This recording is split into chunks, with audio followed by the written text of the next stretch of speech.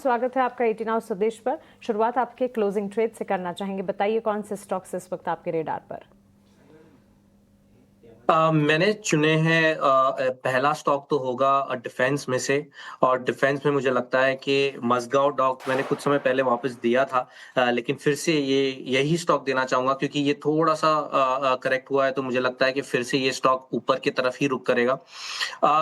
जो stop loss होगा वो होगा मज़गांव डॉक का 2890 पर, और ऊपर में मुझे लगता है कि ये स्टॉक 3150 तक जा सकता है, तो this will be a short term target. तो ये पहला पहला स्टॉक होगा। और दूसरा एक स्टॉक है, सॉरी, ब्रिटानिया पर। और ब्रिटानिया में भी एक अच्छा करेक्शन देखा गया है, तो मुझे लगता है कि ये करेक्शन में बाइंग करनी चाहिए। जो बाइंग लेवल्स होंगे वो नीचे में 5900 के आसपास, जो 20 डेली मूविंग एवरेज के आसपास है, तो इस लेवल्स पे बाइंग करनी चाहिए। और ऊपर में मुझे लगता है कि फिर से ये ऊपर की तरफ ही रुक करेगा।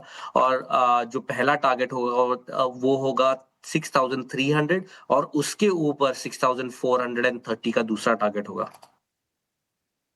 मैज़गांव डॉक का पहला स्टॉक शिप बिल्डिंग, स्पेस और डिफेंस जो है लगातार हमारे एक्सपर्ट्स के फोकस रेडार पर हैं, और हो भी क्या ना, अच्छी खासी तेजी के बीच ये स्टॉक्स ट्रेड कर रहे हैं और कंजम्पशन का खेमा भी है जिस पर नज़र बनी हुई है।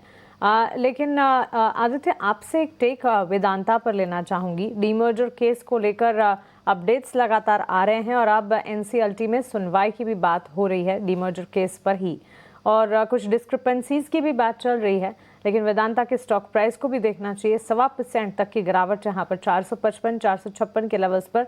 वैसे डिविडेंड के लिहाज से काफ़ी बेहतर स्टॉक माना जाता है, तो क्या इस गिरावट में एक एंट्री अपॉर्चुनिटी समझनी है या फिर न्यूज़ फ्लो को ध्यान में रखते हुए इस वक्त इसे वॉच लिस्ट में रखा जाए?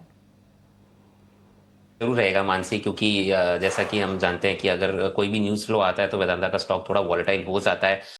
बट अगर मैं न्यूज़ को थोड़ा सा साइड रखूं और सिर्फ चार्ट्स के बेसिस पे कॉल लूं, तो मुझे लग रहा है यहाँ पे एक लॉन्ग ट्रेड लेना चाहिए। रिस्की ट्रेडर्स जो थोड़ा रिस्क लेने के एपेटाइट जो रखते हैं, वो एक 440 का स्टॉप लॉस लगा के एक लॉन्ग ट्रेड यहाँ पे वेदांता में बिल्कुल ले सकते हैं।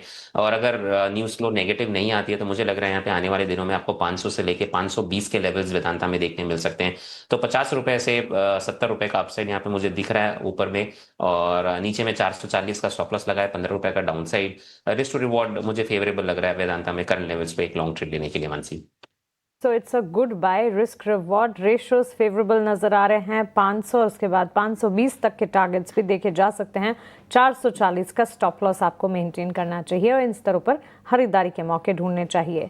लेकिन चलिए, यहाँ पर एक ब्रेक के लिए हम रुक रहे हैं। ब्रेक के उस पार सवाल जवाब और चर्चा मार्केट का एक्शन हम जारी रखेंगे।